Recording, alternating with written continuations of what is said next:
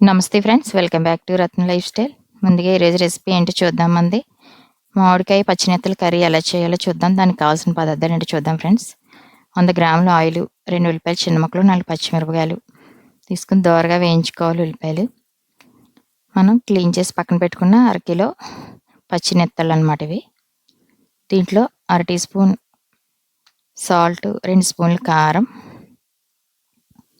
1 spoon garam masala powder కూడా వేసుకొని mix చేసేసుకుని పక్కన పెట్టుకోవాలి. మనం ఇలా వేసుకోవడం వల్ల చేపలకి బాగా పట్టి టేస్ట్ బాగుంటుంది కర్రీ.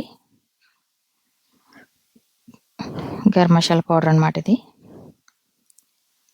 మనం ఉల్లిపాయలు దోరగా వేగిన తర్వాత ఇలా మిక్స్ చేసుకుని నెత్తలు పక్కన పెట్టుకొని 2 మామిడికాయలు, పుల్లగా ఉన్న మామిడికాయలు అయితే బాగుంటుందన్నమాట ఈ కూరలోకి.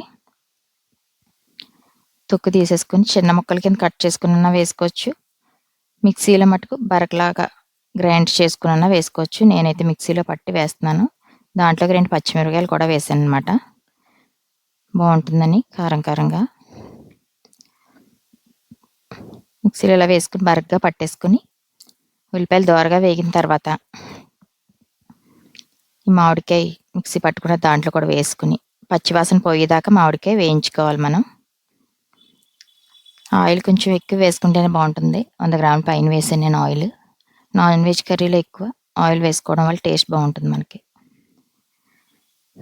మామిడికాయ పచ్చివాసన పోయిన తర్వాత మనం ముందుగా కలిపేసి పక్కన పెట్టుకుని నెత్తలు కూడా వేసేసుకుని ఒక 10 నిమిషాలు మగ్గనివ్వాలి. దీంట్లో ఆల్రెడీ మనం కారం, ఉప్పు, 1/2 టీ స్పూన్ పసుపు అన్నీ కూడా వేసుకున్నాం. 10 నిమిషాలు మగ్గిన తర్వాత ఒక అర గ్లాస్ వాటర్ పోసుకుని ఒకసారి కలిపేసుకుని